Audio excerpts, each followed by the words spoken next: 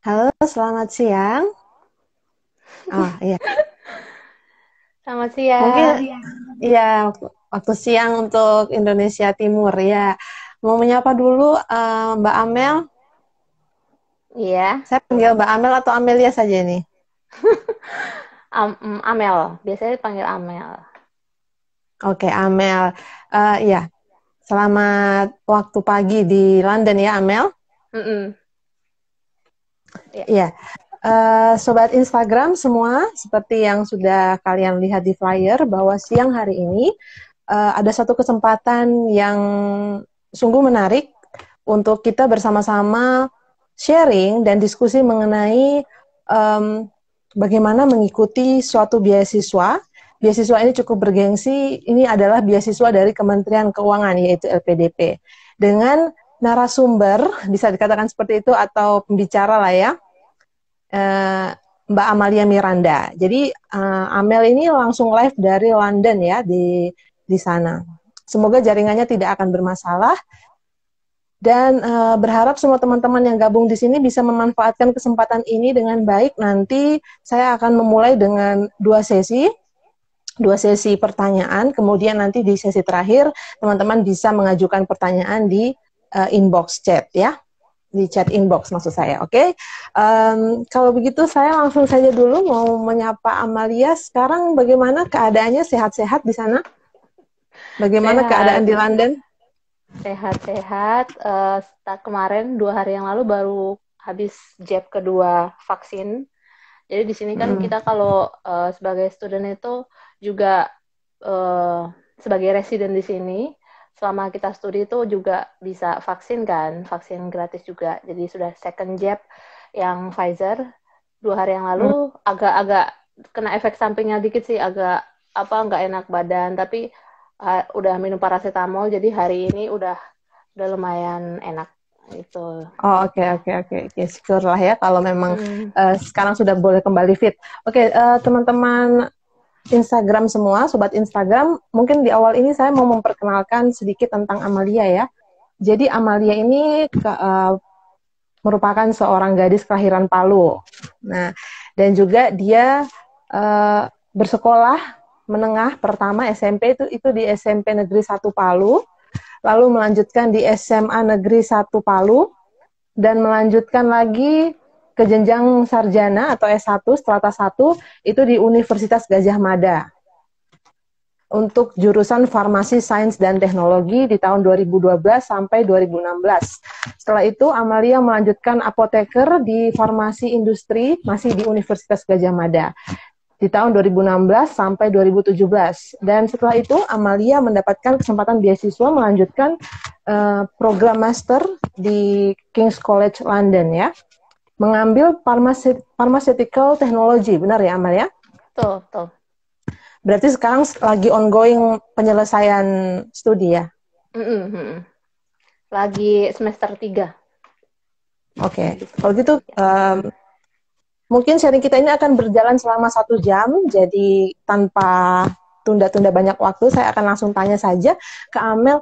Saya suka mengawali perbincangan atau suatu hal itu ya, dengan Mm. motif. Saya ingin tahu motif Amel waktu pertama kali kenapa memutuskan untuk mau lanjut S2 dengan pemikiran seperti ini. Banyak orang yang saat ini berpikir kalau oh cukuplah S1 begitu ya. Atau misalnya ada yang SMA, dia berpikir juga cukuplah SMA, tidak perlu kuliah begitu. Toh muara ketika kita kuliah atau kita studi yang tinggi itu pada akhirnya muaranya adalah mencari uang kan, kerja begitu. Kalau kita sudah bisa kerja duluan, ijazah S1 sudah bisa menghasilkan uang buat kita, kenapa kita harus kuliah lagi begitu? Apalagi ada ini sedikit kata-kata dari beberapa orang itu yang mengatakan bahwa orang yang lanjut S2 itu biasanya ada beberapa orang yang karena kurang kerjaan begitu. Maksudnya karena mungkin dia tidak dapat pekerjaan, lalu dia berpikir daripada saya tidak melakukan apa-apa, lalu saya mau lanjut S2.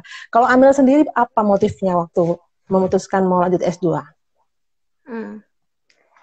Mungkin kalau tentang ini kan seperti cita-cita gitu ya, seperti cita-cita yang sudah uh, ada di dalam diriku sejak aku spesifiknya S1 gitu. Memang dari sejak S1 pengen lanjut S2.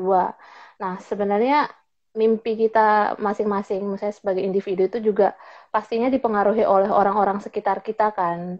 Tergantung kita itu di mana berada di dalam lingkungan seperti apa. Apakah kita bertemu dengan orang yang sangat inspiratif, yang kita melihat bagaimana dia menempuh pendidikan dan bagaimana kehidupan itu berubah semenjak dia bisa memperoleh pendidikan yang lebih tinggi. Nah, itu sosok itu aku temukan di orang tua, yaitu spesifiknya papa saya. Jadi ayah saya itu dulu dia selalu selama saya kecil dia selalu menceritakan tentang kisah suksesnya sejak dia kecil dari seorang nelayan kemudian berusaha untuk keluar dari zona nyamannya saat itu yang ya saat menjadi seorang nelayan mana tahu ya misalnya terkadang seakan-akan dinding itu seakan-akan ada depan kita kayak kita tidak mungkin menjadi orang yang punya kehidupan yang mempunyai strata yang apa secara ekonomi lebih baik dan sebagainya tapi ayah saya tuh berusaha untuk menembus apa perkataan-perkataan orang-orang sekitarnya yang mungkin mengatakan kamu tidak mungkin punya kehidupan ekonomi yang lebih baik dan sebagainya. Dan pada kenyataannya saat ini ayah saya bisa mempunyai keadaan ekonomi yang lebih baik, bahkan memberikan kesejahteraan juga bagi anak-anaknya dengan menempuh pendidikan yang lebih tinggi. Nah, saya rasa jadi itu menjadi kayak sumber inspirasi bagi saya secara pribadi bahwa it is possible gitu loh. It is possible to change the condition of our life. Kalau misalnya kita mau berusaha, nah itu yang benar-benar membuat saya itu yang paling awal sejak awal yang sebenarnya membuat saya itu selalu berusaha untuk strive in every condition that I have untuk berjuang menempuh pendidikan yang lebih tinggi gitu. Jadi Amalia percaya bahwa pendidikan itu merupakan salah satu cara untuk mengubah kondisi kehidupan seseorang ya? Iya, salah satu cara. Salah satu cara. Iya. Nah, kita yang di sini mungkin akan juga penasaran ya, bagaimana ceritanya lika-likunya, mungkin secara umum ya, kita mungkin belum membahas secara teknis, secara detail, tapi secara garis besar, bagaimana ceritanya Amalia sampai akhirnya memilih beasiswa LPDP dan kemudian akhirnya mendapatkan beasiswa itu? Jadi memang ceritanya cukup panjang. Saya mencari beasiswa itu nggak cuma sekedar LPDP, tapi juga beasiswa lainnya yang pernah saya coba dan kemudian gagal. Jadi tahun 2018 saya juga sebenarnya sudah mencoba beasiswa LPDP dan itu gagal dan baru tembus tahun 2019. Saya juga pernah mencoba Erasmus dan juga gagal. Kemudian Fulbright juga gagal. Terus pernah berencana untuk ini daftar beasiswa AAS itu Australian Awards. Tapi ini cerita sangat ini ya agak unik. Soalnya saya gagal, saya sudah mempersiapkan berkas, saya sudah menginput segala informasi di websitenya. Terus detik-detik terakhir tinggal satu kolom gitu, webnya tutup. Jadi waktu itu saya salah melihat waktu antara waktu Australia dan waktu Indonesia. Dan dan itu padahal sudah jam penutupan pendaftaran di webnya. Dan jadi padahal sudah semua dokumen sudah siap, sudah disubmit, tinggal satu kolom terakhir, websitenya tutup dan semua gagal. Jadi itu adalah salah satu pukulan cukup besar tentang Mel jangan menunda-nunda, jangan menunda-nunda. Maksudnya kayak kan bisa sebenarnya lebih cepat itu menginput semua informasi, tapi itu benar-benar pukulan yang besar bagi saya karena itu kayak bukan salah siapapun gitu loh, salah saya karena gara saya tidak benar-benar teliti dalam melihat deadline submission gitu. Tapi hikmahnya saya dapat kalau misalnya saya lulus itu saya nggak dapat LPDP, jadi kayak ya tidak ada yang perlu disesali sih karena ya selagi kita berusaha kita bakal diberikan ini jalannya. Saya menangkap ada seperti perbandingan begitu Mel, ada seperti perbandingan kamu bilang tadi kalau misalkan saya masuk di Australian beasiswa tadi ya scholarship itu saya mungkin tidak akan masuk ke LPDP. Jadi seperti ada kalimat pembanding di sini. Saya melihat Amalia sepertinya lebih mengunggulkan LPDP. Sebenarnya kenapa LPDP yang Amalia kemudian akhirnya pilih begitu? Ini merupakan beasiswa yang baik yang saya mau ambil juga begitu. Menjadi salah satu pilihan saya. Kenapa, Mel? Sebenarnya Australian Awards itu juga baik. Cuma kan tiap-tiap beasiswa itu punya fokus masing-masing gitu ya. Jadi Australian Awards itu di tahun saya itu kan saya farmasi nih, farmasi di bidang kesehatan. Nah di tahun saya itu jurusan-jurusan yang dibuka untuk Australian Awards itu tidak secara spesifik sesuai dengan keinginan saya sebenarnya. Cuma ada yang menyerempet, tapi tidak benar-benar sesuai gitu dengan apa yang saya inginkan. Jadi waktu itu saya daftar aja kan karena memang pengen S2 dan kayak berusaha kayak siapa tahu jangan ragu aja gitu kayak siapa tahu kalau jurusan ini juga nantinya cocok kan bisa belajar gitu. Nah tapi pada akhirnya kan nggak bisa tembus di AS gara-gara yang tadi itu saya ceritakan. Nah sedangkan di LPDP itu jurusan-jurusan yang dibuka yang diberikan beasiswa untuk jurusan itu ada gitu, maksudnya lebih spesifik gitu. Ada yang di jurusan saya yang sesuai gitu dengan saya, yang dimana di sini adalah pharmaceutical technology dan saya sangat merasa bahwa jurusan yang saya ambil ini sangat inline dengan pengalaman yang sudah saya yang sudah saya dapat selama ini, yang saya dapatkan selama ini. Kemudian saya benar-benar suka gitu dengan mata kuliah yang ada. Jadi itu sih yang saya lebih ke situ, bukan kayak lebih Australian Awards lebih prestis atau daripada LPDP tidak, tapi kayak lebih jurusan yang saya dapatkan sekarang itu sangat sesuai dengan keinginan saya gitu. Oke, Amel. Saya melihat di kurikulum vitae kamu ini, kalau kamu itu masuk di LPDP 2019 ya. Jadi di sini ada jeda antara waktu ketika kamu lulus dari apoteker, kemudian melanjutkan S2 begitu. Nah, yang menjadi pertanyaan, berarti di situ kamu umurnya berapa ya? Umurnya waktu keterima LPDP ini? 2019, saya kan 95. 2020 itu harusnya saya 26 ya? Oh, 24. Oh, oke. Jadi yang ingin saya tanyakan itu adalah ada nggak siapa saja sih yang bisa ikut LPDP ini? Mungkin itu yang akan jadi pertanyaan teman-teman di sini. Kira-kira kalau saya umurnya sudah 30 bisa tidak kalau saya ikut LPDP? Dan juga misalnya situasi saya di mana jarak antara saya lulus graduate S1 itu kemudian melanjutkan S2 itu terlalu jauh misalkan begitu ya. Apakah itu bisa terjadi? Jadi siapa yang bisa ikut program LPDP ini, Mel? Pertama, kalau misalnya program S2, jadi ini sebenarnya peraturannya bisa teman-teman lihat di websitenya LPDP, karena di situ sudah sangat lengkap dari persyaratan, terus admis segala berkas yang harus disubmit seperti apa. Pokoknya nanti lihat di website LPDP. Cuma saya berikan secara umum saja. Jadi kalau program master maksimal kan 35 tahun. Kalau program doktoral 40 tahun. Dan tentunya kalau yang apply program master dia harus lulus S1 atau D4 gitu. Kalau yang program doktor dia ya harusnya lulus S2 gitu ya, punya S2 itu sudah pasti ya. Terus juga mungkin tadi pertanyaan di mana kalau misalnya kita udah kayak jauh banget lulusnya tahun 2008 gitu, terus kita baru lulus tahun 2008 terus baru mau daftar LPDP. Nah, ini kalau yang di sini sebenarnya pertanyaannya antara 2008 sampai kamu pas waktu tahun mau daftar LPDP, kamu ngapain aja? Kamu nganggur nggak? Maksudnya kayak, ya kalau misalnya kamu nggak ngapa-ngapain, misalnya nganggur, itu ya kamu boleh-boleh aja daftar. Tapi yang menjadi permasalahan saat tahap selanjutnya ya wawancara gitu, pasti kan bakal dibabat habis itu ditanya, kamu ngapain aja berapa ini? Maksudnya kalau misalnya nganggur nggak ngapa-ngapain kan ya itu mana orang mau ngasih beasiswa sama orang yang nganggur, maksudnya kayak yang nggak ngapa-ngapain gitu. Tapi kalau misalnya dari 2008 kamu sampai misalnya tahun ini, misalnya 2021, kamu melakukan sesuatu, misalnya kamu bekerja di perusahaan atau enggak kamu menjalankan bisnis.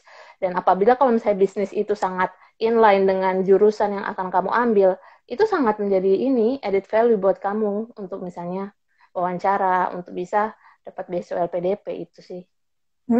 Oke, kita sudah menyentil sedikit ya mengenai wawancara. Nah, nanti kita akan bahas lebih dalam mengenai teknis. Tapi sebelumnya saya mau bertanya lagi sama Amel nih ya. Oke, sebelum saya bertanya, saya mungkin mau ingatkan ke teman-teman, nanti kita di akhir sesi itu ada sesi pertanyaan. Jadi kalau misalnya teman-teman punya pertanyaan, bisa silakan langsung ketik di kolom komentar ya. Dan untuk for your information, kalau saat ini kita sedang membahas mengenai bagaimana mempersiapkan diri untuk meraih beasiswa, khususnya beasiswa LPDP. Nah, LPDP itu sendiri merupakan beasiswa dari Kementerian Keuangan ya. LPDP itu adalah singkatan dari Lembaga Pengelola Dana Pendidikan yang dibawahi oleh 3 kementerian ya, Kementerian Keuangan, Kementerian Pendidikan dan Kebudayaan, dan Kementerian Agama. Oke, saya kembali lagi ke pertanyaan ke Amel. Kalau Amel sendiri melihat ya, ini masih agak ada relate-nya dengan pertanyaan saya di pertama tadi mengenai motif. Kalau Amalia lihat sendiri saat ini bagaimana animo atau minat orang terhadap beasiswa? Apakah orang itu belum terlalu banyak terlihat seperti mengejar beasiswa karena informasi yang kurang, atau memang informasi sudah ada tapi orang-orang saat ini yang Amalia lihat belum terlalu tertarik dengan beasiswa? Bagaimana yang Amalia lihat saat ini? Yang saya lihat semakin tinggi sih minat orang-orang untuk beasiswa dibandingkan dengan tahun-tahun sebelumnya. Mungkin yang pertama itu karena sekarang itu kita serba online, jadi kayak semua orang bisa mengakses segala hal secara online. Jadi sebenarnya tinggal keaktifan jempol kita aja nyari informasi beasiswa. Jadi itu sudah tersedia semuanya di web, dan juga penyelenggara beasiswa itu juga benar-benar mencurahkan segala informasi yang diperlukan itu di web gitu. Kayak jadi tidak ada lagi sebenarnya alasan kalau misalnya bilang kayak ada informasi yang ditutup-tutupi, misalnya cuma orang-orang tertentu yang tahu beasiswa ini, enggak, karena semuanya udah sangat transparan gitu segala dari segi persyaratan. Nah, kemudian juga yang mungkin meningkat juga antusiasmenya semakin meningkat juga mungkin karena semakin kesini requirement dalam dunia pekerjaan itu juga tuntutannya semakin tinggi gitu untuk meningkatkan karir kita di perusahaan. Misalnya kita butuh gelar S2 gitu misalnya. Ada beberapa perusahaan seperti itu. Kemudian juga sebagai dosen pada umumnya di PTN itu butuh minimal jenjang S3 gitu. Jadi ya seperti benar-benar meningkat gitu. Dan saya secara pribadi pun juga melihat bahwa dulu teman-teman saya yang misalnya awalnya kayak waktu saya berusaha cari S2, mereka bilangnya, aduh ngapain sih Mel S2, aku udah capek gitu. Tapi pada akhirnya sekarang mereka tanya-tanya gitu.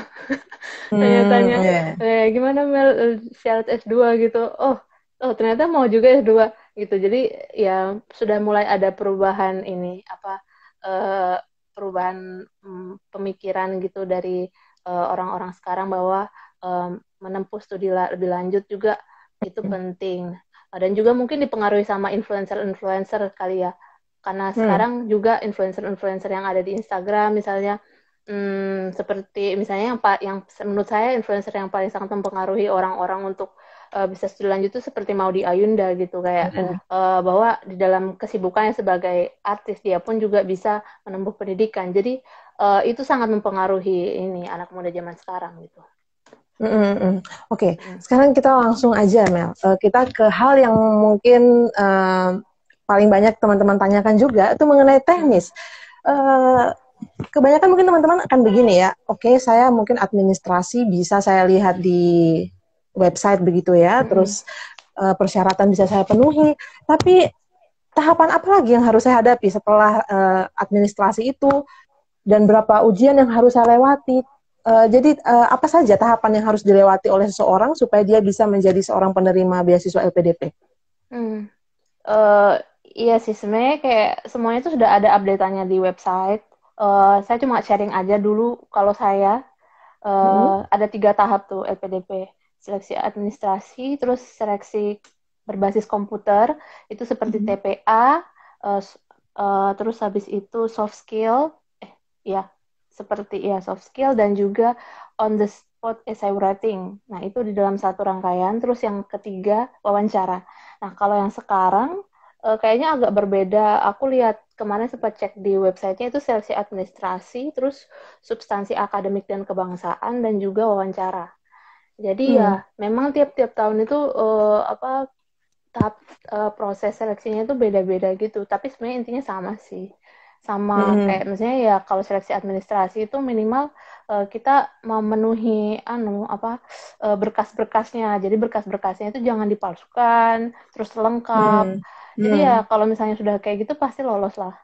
Terus yang kedua itu biasanya kan yang kayak substansi akademik dan kebangsaan ya mungkin mirip juga kali ya dengan TPA itu paling gimana cara kita berpikir secara cepat, kemudian wawasan kita terhadap kebangsaan, nasionalisme dan sebagainya ya.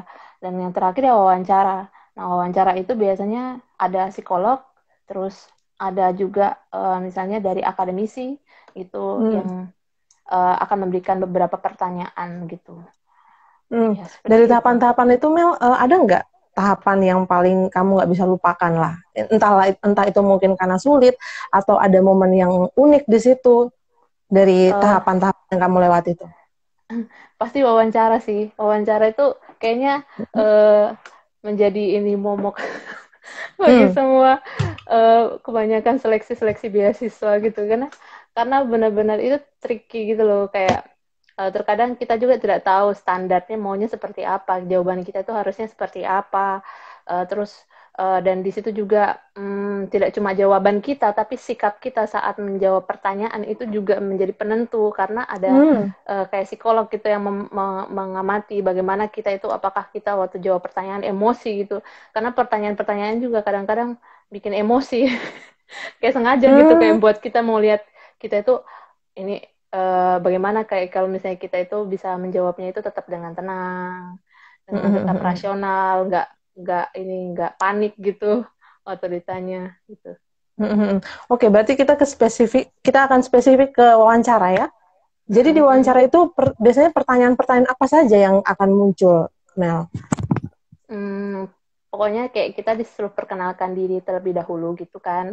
Terus kan kita waktu seleksi administrasi juga kayak mensubmit dokumen esai gitu ya.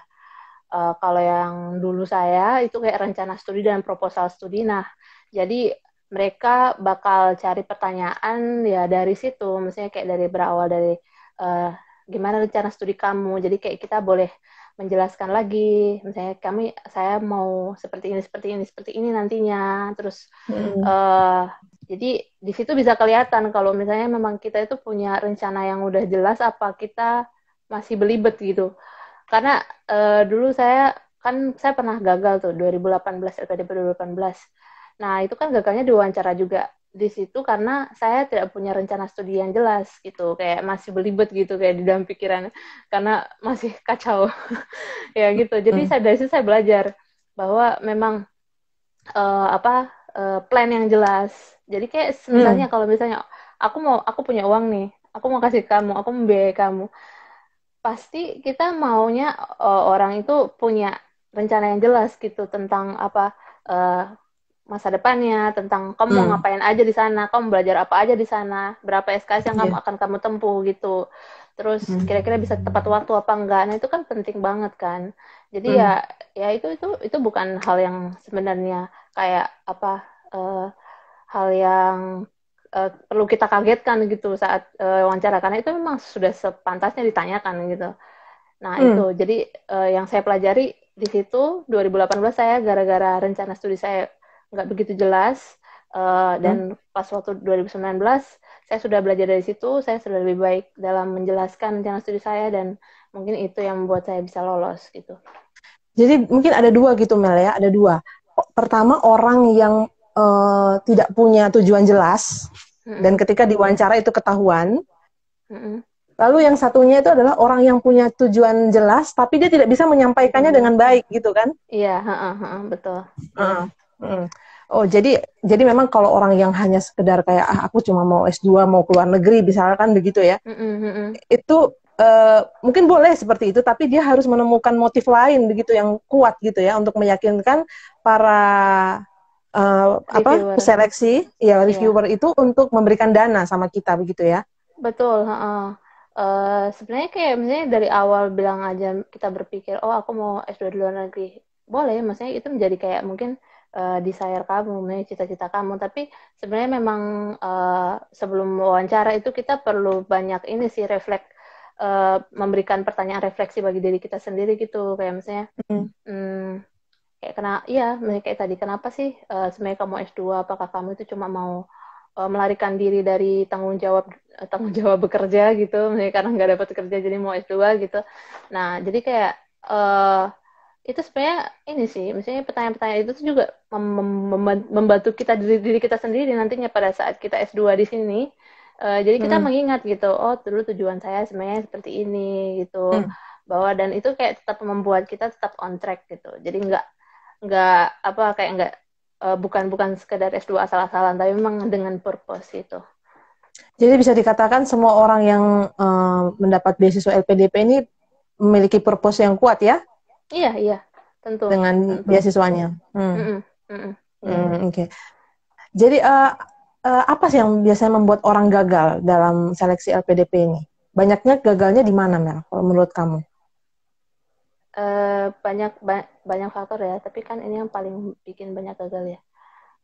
Tergantung orangnya ya. Misalnya kalau jadi ada orang yang gagal karena dia terlalu menyepelekan gitu loh, terlalu kurang teliti gitu dalam melihat, maksudnya kayak hal-hal yang diperlukan, kayak gini-gini misalnya. Dia pikir semua beasiswa itu sama. Padahal tiap beasiswa itu beda gitu. Visi misinya beda. Misalnya LPDP sama Chevening, sama Erasmus, AAS gitu beda. Jadi saat kita mendaftar beasiswa yang berbeda, kita pun harus tahu strateginya gitu. Misalnya LPDP dia memang kan namanya beasiswa dari negara, kita juga pasti punya keinginan untuk mengabdi berkontribusi bagi negara. Nah, itu yang selalu usahakan ditekankan saat seleksi wawancara misalnya. Nah, kemudian jadi kayak karena orang terlalu menyepelekan, kurang detail dalam benar-benar memahami visi misi beasiswa, jadi kayak dia pada akhirnya cuma ya sembarangan aja menjawab gitu tanpa paham gitu kayak apa yang dimau dari beasiswa itu. Beasiswa itu mau memberi beasiswa atau dana bagi orang-orang seperti apa. Nah, kemudian yang kedua itu yang buat gagal mungkin juga mental barrier mungkin ya. Jadi menurut saya perjuangan mencari beasiswa itu sebenarnya perjuangan juga untuk melawan diri kita sendiri. Karena pasti banyak sih orang yang ini meremehkan. Kayak maksudnya kayak aduh ngapain sih capek-capek, kamu kerja aja toh gitu. Kayak misalnya ya udah di sini aja dulu gitu. Ngapain pusing lagi, sekolah lagi. Ya. Iya, jadi kayak dan juga banyak orang yang meragukan gitu dan juga perjuangan beasiswa itu nggak ada yang mungkin yang one shot langsung lolos, tapi banyak juga yang berkali-kali gagal baru lolos gitu. Jadi banyak mental barrier yang harus kita atasi gitu. Misalnya kayak kita bertanya pada diri kita sendiri, misalnya apakah kita mampu gitu, apakah kita bisa gitu. Jadi itu kita perjuangan untuk melawan ketakutan dari diri sendiri. Itu yang sangat menjadi tantangan. Aku juga dulu mengalaminya waktu mau mempersiapkan aplikasi gitu, kayak bisa nggak ya. Nah itu tuh malah justru menjadi tantangan yang paling besar bagi saya gitu. Jadi bisa dikatakan justru tantangannya itu sebenarnya melawan diri kita sendiri begitu, Mel ya? Iya, kita harus tahu, kita kan yang sebenarnya tahu apa kelebihan kita, apa yang sebenarnya kita pengalaman-pengalaman yang sudah kita dapatkan gitu, misalnya selama kita kuliah S1 gitu. Jadi kita yang tahu misalnya, oh dulu saya belajar ini karena saya memang pengen seperti ini gitu. Orang lain mungkin cuma bisa menilai gitu kayak oh kamu cuma asal-asalan ngambil mata kuliah itu, tapi kan mungkin kita punya motivasi yang lain yang cuma kita yang tahu gitu. Jadi kayak you know yourself, kamu yang tahu kelemahan dan kekurangan diri kamu sendiri. Jadi itu yang seharusnya menjadi ini apa bahan bakar kamu untuk terus melawan mental barrier itu atau apa aplikasi beasiswa. Oke, oke. Tadi di poin pertama Amel menyebutkan kita harus tahu tujuan dari beasiswa itu sendiri. Jadi kalau di LPDP sendiri, apakah memiliki persyaratan yang harus dilakukan oleh setiap awardee ketika dia sudah selesai dari kuliahnya, kemudian kembali? Apakah ada ketentuan kamu harus kembali ke Indonesia, kamu harus begini, kamu harus begini-begini? Seperti apa itu, Amel? Oh iya, pasti itu ada sih, dan itu sudah pada umumnya sudah diketahui oleh kalayak bahwa kalau LPDP itu mengharuskan awardee-nya untuk balik ke Indonesia dengan minimal waktu kontribusi itu 2N+1. Jadi N itu adalah tahun studi kita, jadi 2. Misalnya kalau aku di Inggris 1 tahun, jadi 2 kali 1, 2 tambah 1, 3. Jadi minimal 3 tahun aku berkontribusi di Indonesia gitu. Itu minimal, jadi kayak ya diharapkan lebih lama sih gitu. Makanya waktu diwawancara juga benar-benar ditanyain sih kayak sama kita, kamu betul-betul bakal balik ke Indonesia enggak gitu, karena kan memang ini kan uang negara, maksudnya kayak kita dari Kementerian Keuangan pasti ini dari negara, jadi ya wajar dong uang negara ya kamu balik ke negara gitu.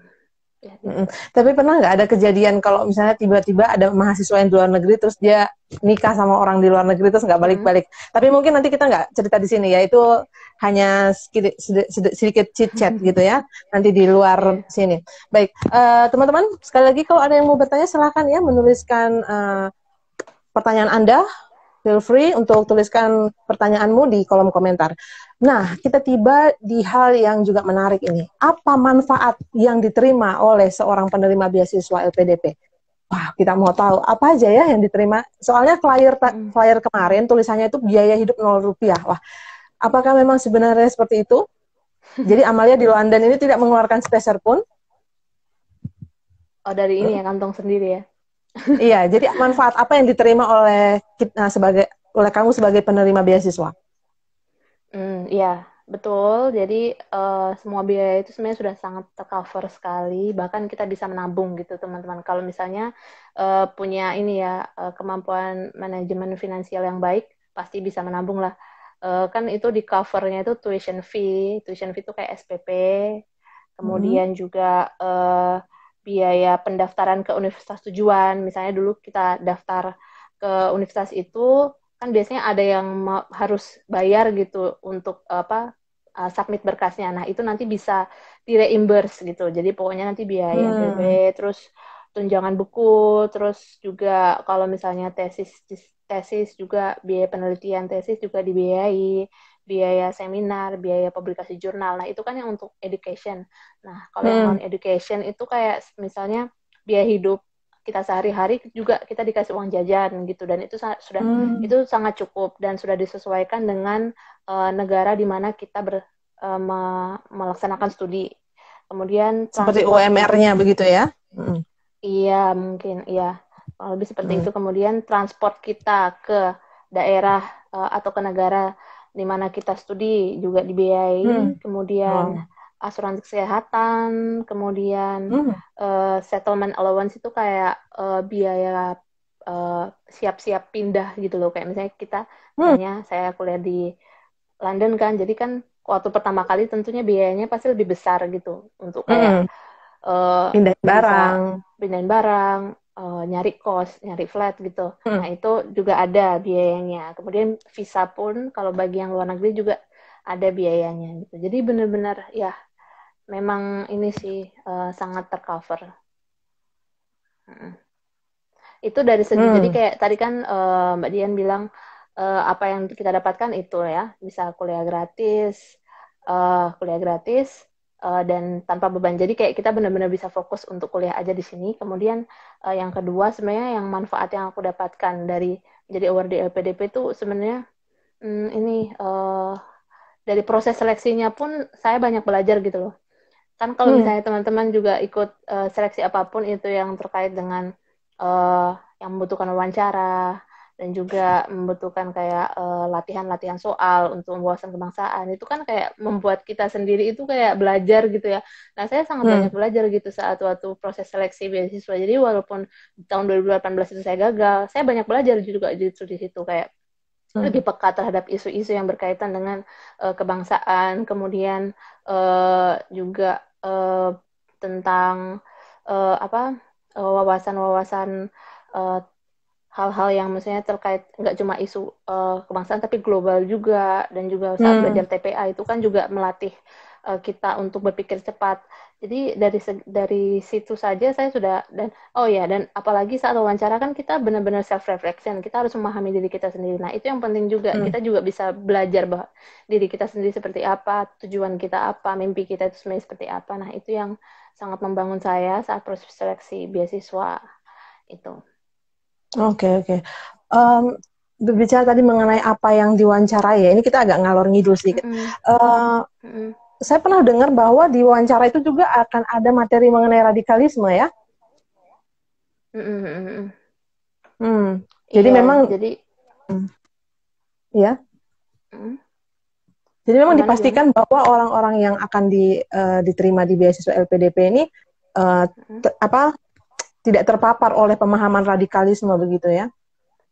Iya, iya, betul sekali. Karena ya memang kan kita kan NKRI, kita sangat menjunjung tinggi kesatuan negara NKRI, dan terkadang gerakan-gerakan separatis itu eh kan ini ya, apa seperti gerakan bawah tanah yang mungkin kita tidak bisa lihat secara langsung, tapi mungkin masuk di dalam eh kehidupan kita sehari-hari, dan jadi itu benar-benar dikorek saat wawancara. Jangan sampai awar di LPDP itu adalah salah satu bagian gerakan separatis gitu kan, sangat tidak sesuai dengan visi misi LPDP yang benar-benar ini untuk negara Kesatuan Republik Hmm. Indonesia gitu. Hmm, Jadi hmm, ya itu benar hmm. sih. Mm. Oke, oke. Jadi tadi oke, kita sudah dengar manfaatnya ya teman-teman semua di sini. Mungkin langsung ada yang wah oke juga ya. Saya bahkan pernah dengar teman saya, bukan teman sih, saya hanya dengar saja orang yang katanya kalau dia kuliah S3 itu bahkan dia bisa membawa keluarganya untuk hidup di luar negeri ya, membawa anaknya, membawa istrinya untuk hidup di sana dan itu cukup dibiayai oleh LPDP. Mm, iya. Jadi tapi tidak sepenuhnya gitu. Jadi Oh. semakin sini jadi ya mungkin bisa membawa istri anak, tapi ada batasnya berapa orang gitu, dan juga nggak sepenuhnya. Jadi kayak cuma dibiayai 25%, kayak itu 25% Hmm. dari ini. Misalnya kita biayanya misalnya 100, dia cuma 25 gitu loh. 25% Hmm. dari kita, terus juga dibiayanya nggak pas waktu awal masuk dia, awal kita studi, tapi nanti beberapa bulan setelah kita studi baru bisa dibiayai gitu loh. Jadi ya tetap Hmm. tetap kita juga harus ada modal sendiri kalau misalnya mau membawa keluarga gitu. Tapi LPDP Hmm. memberikan sedikit insentif, 25% setahu saya. Gitu. Oke, iya, iya. Jadi istilahnya Amel sekarang di London itu cuma bawa diri aja lah ya. Pokoknya siap, saya datang di London untuk belajar begitu ya. Iya, iya, heeh, betul. Karena biaya pindah, bahkan biaya pesawat dari Indonesia ke sana, nanti biaya Mm-mm. pulang juga semuanya dibiayai oleh LPDP ya. Iya, betul, betul, betul, Biaya tidak buku, biaya uang mengeluarkan uang. jajan, bahkan bisa Mm-mm. menabung yang tadi Amel bilang. Mm-mm. Mm-mm. Oh, luar Mm-mm. biasa sekali. Wow, sangat sangat menggiurkan. Bisa dibilang seperti itu. Oke, jadi terakhir mungkin ini ya tips ini yang penting. Mau minta dong tips tambahan supaya teman-teman yang di sini itu bisa termotivasi dan bisa yakin untuk saya mungkin bisa menggali bahwa saya punya keinginan untuk beasiswa dan saya punya percaya diri lah untuk bisa mengikuti beasiswa ini dan juga tipsnya supaya bisa tadi tuh punya self confidence untuk melewati ini ya tahapan-tahapan dalam seleksi beasiswa LPDP. Mm-mm.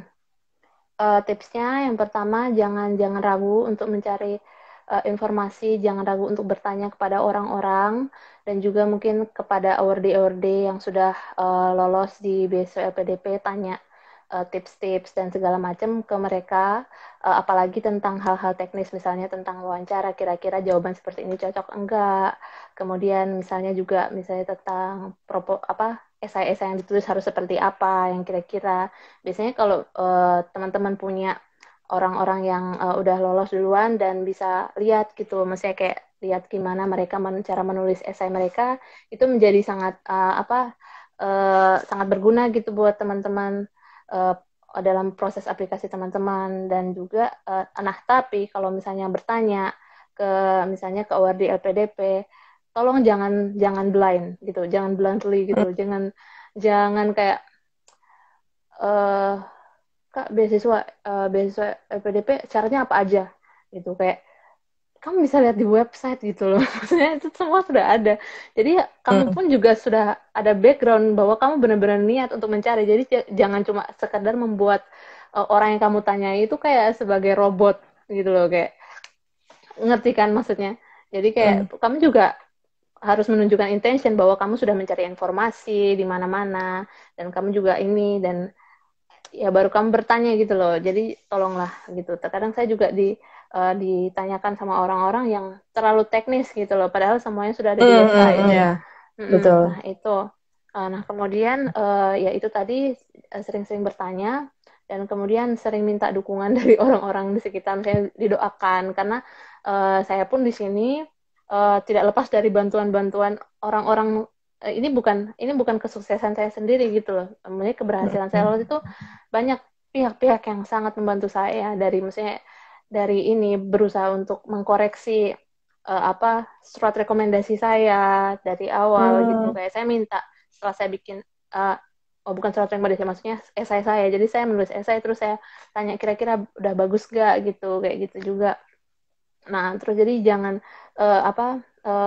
usahakan untuk minta bantuan dengan orang-orang yang tepat gitu, dan juga minta dukungan dari mereka, dukungan doa. Kemudian juga ini untuk melihat award di LPDP sekarang itu jangan terlalu silau dengan mereka. Jadi kayak wah, award di LPDP itu adalah seseorang yang tidak bisa saya tidak mungkin bisa menjadi seperti itu, sentuh gitu. Tidak. karena kita juga sama gitu loh. Saya juga adalah anak Indonesia yang juga sama seperti kalian, yang juga berjuang sama-sama, yang berjuang juga untuk beasiswa ini. Saya tidak secara otomatis dapat beasiswa ini, kan tadi saya bilang saya gagal gitu. Dan nah itu jadi jangan terlalu silau dengan award-award penerima beasiswa. Tapi berusaha, karena kita punya resources yang sama, apalagi dunia online sekarang ini semuanya sudah tersedia gitu. Kemudian tips selanjutnya, meskipun resources-nya sudah ada sama-sama, tapi belum tentu setiap orang itu tahu cara memanfaatkannya dan mau memanfaatkannya. Jadi jangan terlalu anggap remeh juga. Jangan terlalu anggap remeh dan merasa bahwa gampang lah masuk LPDP, karena misalnya karena saya bilang tadi kita semua sama. Tapi ya namanya sesuatu pencapaian pasti ada pengorbanan gitu loh. Jadi kalian juga harus tetap memang harus tekadnya dibulatkan dari awal untuk cari beasiswa, karena memang dan siap untuk berkorban, karena memang awalnya modalnya cukup gede. Dan kayak misalnya kita harus tes IELTS. Nah, itu kan misalnya tes bahasa itu belum butuh modal. Terus misalnya kita daftar universitas juga modal dari kita dulu gitu. Nah, meskipun nantinya di-reimburse oleh LPDP pendaftaran biaya pendaftaran universitas, tapi kita kan punya modal dulu. Jadi ya ya siap berkorban dan siap untuk mungkin gagal di awal, tapi jangan mudah menyerah gitu. Jangan mudah menyerah. Bulatkan tekad. Kalau memang kalian percaya dengan the beauty of your dream, dan it's worth it gitu loh, benar-benar. Saat di sini pun saya tidak menyesali semua perjuangan yang saya lakukan itu, karena worth it sekali gitu teman-teman. Worth it sekali ya. Iya. Jadi satu tips yang saya tertanam ya di pikiran saya ini adalah jangan terlalu melihat awardee sebagai seseorang yang silau begitu ya. Saya juga baru terbuka ya kalau Amalia ini sebelum dia lolos dan menerima beasiswa LPDP 2019 sudah mengalami kegagalan tiga kali di beasiswa yang berbeda dan satu kali di beasiswa LPDP ya tahun 2018. Jadi kan mungkin orang itu terkadang kalau melihat seperti flyer itu ya, seperti flyer kita kemarin yang disebar itu, orang melihat kayak wow keren, wow gemilang, wow silau begitu ya. Tapi tidak tahu bahwa di balik itu sebenarnya sudah ada tahun-tahun di mana Amalia itu gagal gitu dan harus coba lagi tahun depan, coba lagi tahun depan, coba lagi tahun depan. Jadi iya, jadi teman-teman di sini jangan takut gagal karena mungkin itu cicilan gagal memang harus dihabiskan. Itu ada istilah orang-orang katanya cicilan gagal itu harus dihabiskan supaya bisa sukses akhirnya ya. Nah ini ada pertanyaan dari Krishna Day. Krishna Day ya. Krishna Day ini adalah adik kelas di SMA 1 ya. Atau Krishna ya. Dia tanya how to explain to people about their perspective that achieve a magisterial will be back to school or college again, become a teacher or lecturer, whereas so many job that find a magister. Jadi dia tanya kalau gimana ya caranya menjelaskan sama orang itu yang punya perspektif ya katakanlah sempit begitu ya, karena mereka selalu menghubungkan bahwa orang yang S2 itu hanya akan kembali sebagai hanya akan kerja menjadi guru atau dosen begitu.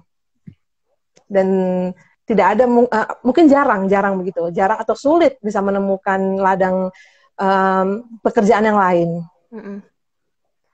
Kalau magister malah justru belum bisa jadi dosen malah sekarang. Kalau cuma magister di Indonesia belum bisa jadi dosen tetap gitu loh. Iya, kan justru sekarang requirement-nya lebih tinggi kan, harus PhD gitu, harus doktor baru bisa jadi dosen tetap. Mungkin ya beberapa mungkin masih ada, maksudnya magister udah bisa jadi dosen, ada, cuma nggak ini maksudnya perkembangannya sekarang semakin meningkat gitu, dan pada akhirnya nanti misalnya kita pun sudah jadi dosen, kita pun pasti dituntut untuk lanjut S3 gitu loh. Jadi kayak ya kalau magister sekarang malah justru perusahaan-perusahaan yang pengen gitu kayak bahwa untuk menduduki posisi spesifik misalnya manajer atau segala macam, dia harus punya background pendidikan dari magister gitu. Dan itu saya rasa mungkin itu masih pemikiran yang ini ya, karena pemikiran yang maksudnya masih belum tercerahkan ya. Maksudnya sekarang itu sepertinya sudah banyak orang tahu bahwa magister itu bukan cuma menjadi dosen gitu loh. Iya, dan ya mungkin kayak dia harus kalau misalnya cara untuk meyakinkan orang-orang, ya dia harus melihat ini banyak lagi explore di internet gitu, bahwa sekarang requirement-nya lebih tinggi gitu. Iya betul. Jadi kita mempersiapkan diri ya sebelum ke depan perkembangan semakin lebih tinggi begitu ya. Oke, kita sudah sampai di penutup ya, sobat Instagram semua. Mungkin kalau masih ada satu pertanyaan lagi yang bisa kami terima di sini, silahkan. Kalau saya sendiri ingin menanyakan ke Amel untuk bagian penutup ini, bagaimana rencana kuliah Amalia ke depan? Sudah tinggal berapa lama lagi di London dan apa rencananya setelah kuliah ini? Sekarang kan saya sudah di dalam tahap penelitian akhir dan penulisan tugas akhir. Jadi ya memang tinggal 2 sampai 2 bulan lah di sini. Dan nanti mungkin rencana ke Indonesia belum ada, sebenarnya belum ada rencana spesifik seperti apa, karena memang pengen kembali dulu ke hometown, melepas rindu ke keluarga, dan mungkin di sana juga kayak misalnya kan setelah studi kan kita bisa merefleksi, jadi kayak bisa juga kalau memang mendapatkan pekerjaan bisa langsung bekerja, dan kalau misalnya belum ya itu adalah waktu dimana bisa benar-benar mempersiapkan diri sebelum dunia kerja gitu loh. Jadi ya tidak perlu terburu-buru, tapi kalau memang sudah ada kesempatan ya ambil kesempatan itu gitu. Jalani gitu ya, step by Iya, step. iya. Oke, ada satu pertanyaan mungkin yang terakhir ini penutup untuk kita semua pada saat siang hari ini karena sudah tidak terasa 1 jam ya teman-teman kita semua ada di sini. Dari Arya Saputra. Halo Arya, manakah sebaiknya yang harus dilakukan? Apakah mendaftar beasiswa terlebih dahulu atau mendapatkan letter of acceptance? Oh iya iya iya.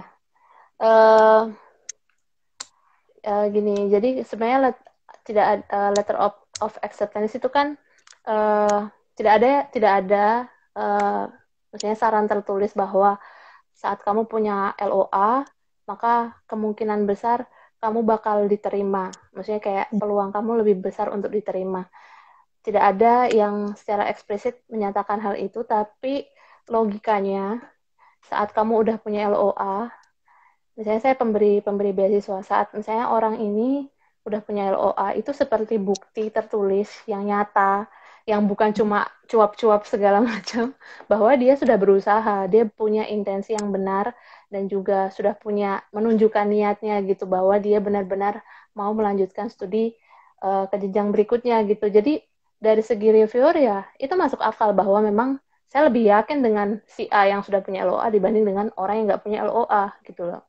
Jadi dari logikanya seperti itu. Jadi ya meskipun nggak ada yang bilang bahwa LOA akan meningkatkan peluangmu untuk lolos beasiswa, tapi itu memang seperti itu. Ya memang semakin yakin orang mau yang menerima orang yang punya LOA daripada yang enggak. Tapi juga ada kasus di mana orang juga ada yang sudah punya LOA, misalnya dari universitas ternama di dunia, tapi dia gagal karena diseleksi wawancara.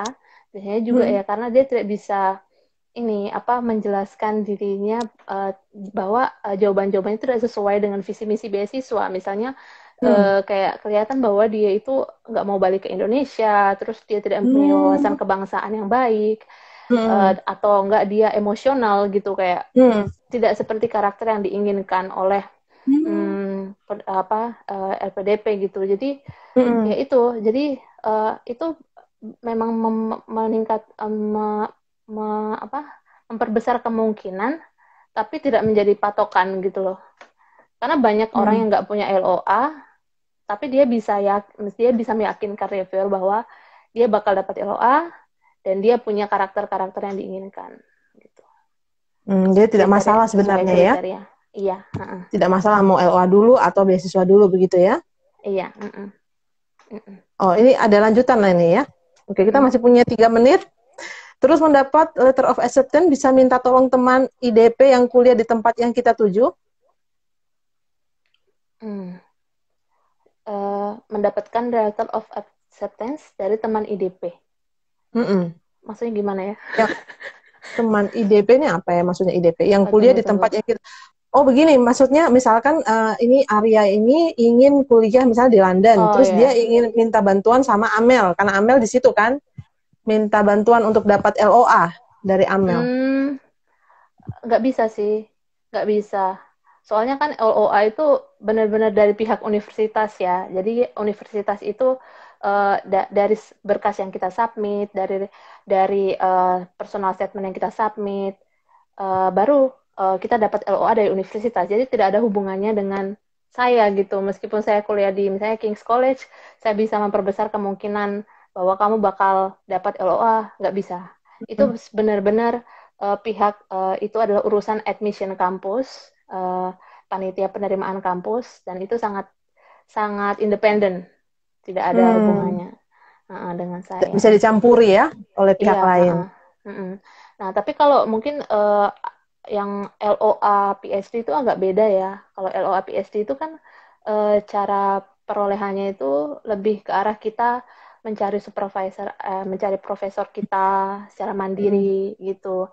Nah, itu tuh lebih kemungkinan kita bakal dapat LOA itu lebih ke arah bagaimana kita meyakinkan supervisor profesor itu bahwa kita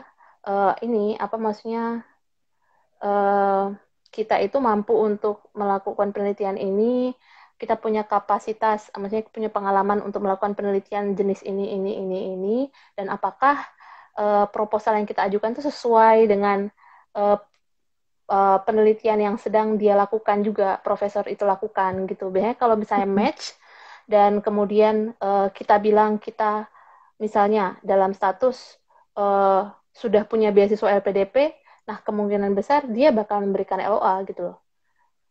Jadi kayak memang beda cara perolehan LOA antara S2 dan S3 kan. Kalau S3 kan lebih ke arah kita hubungan kita dengan ini profesor Supervisor. gitu. Gitu. Sedangkan kalau S2 LOA itu didapatkan dari proses kayak kita submission berkas gitu dan memberikan apa ya pokoknya proses aplikasi kita gitu. Kalau Amel sendiri kemarin LOA dulu atau beasiswa dulu? Beasiswa dulu baru LOA. Apa yang terjadi kalau misalkan kita dapat beasiswa tapi kita sudah mencoba setahun tidak dapat LOA? Kalau LPDP itu kasih waktunya 18 bulan semenjak kita ditetapkan sebagai penerima beasiswa, diberikan waktu 18 bulan untuk mencari LOA. Nah, kalau misalnya tidak dapat, ya hangus gitu. Jadi 18 bulan itu ya 1,5 tahun gitu. Hangus ya, walaupun sudah melewati berbagai tahap tadi ya. Iya. Oke.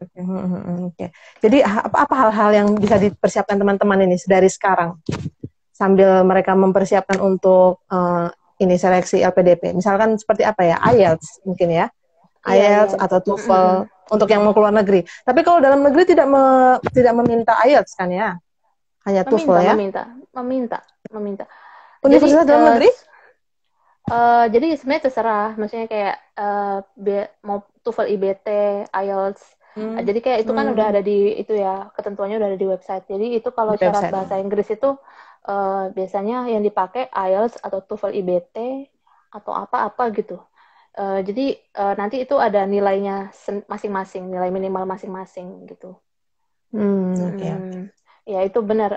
Jadi kayak kalau pengalaman saya dulu satu langkah pertama yang saya lakukan waktu saya misalnya benar-benar belum melakukan langkah apapun itu adalah tes IELTS.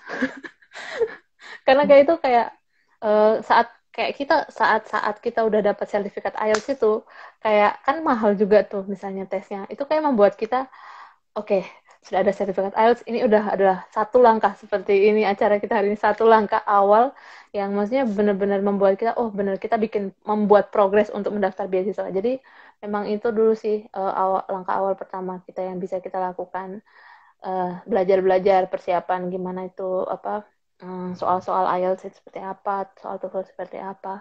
Terus kalau misalnya udah dapat itu, nah baru kita sebenarnya PD-nya meningkat gitu untuk daftar kemana-mana gitu. Langsung yakin, aku tetap akan komitmen di jalan ini mendapatkan beasiswa LPDP. Cari beasiswa atau daftar ke universitas gitu untuk supaya dapat LOA. Oke, kita sudah kurang lebih 1 jam bersama teman-teman Instagram semua. Terima kasih untuk kalian yang sudah bergabung bersama-sama dengan kami di sini. Untuk pertanyaan yang lain mungkin nanti bisa langsung berhubungan secara pribadi di Instagram mungkin ya. Amalia adalah Amalia Mirandat. Ya, bisa langsung bertanya. Ini masih ada pertanyaan lain, mungkin nanti bisa langsung dijawab secara pribadi, Mel ya. Oke, saya mengucapkan terima kasih untuk kita semua yang sudah hadir, sukses selalu, dan juga Amel untuk rencananya ke depan menyelesaikan studi kurang lebih 3 bulan lagi ya, akan kembali ke Indonesia. Ya, sukses selalu dengan semua rencananya. Ya, kita bertemu lagi di kesempatan yang lain. Terima kasih semua teman-teman Instagram. Kita berjumpa lagi di Satu Langkah di episode yang lain. Dan saya Dian Ayu Merdekawati undur diri dari live Anda semua. Terima kasih. Sampai jumpa. Dadah.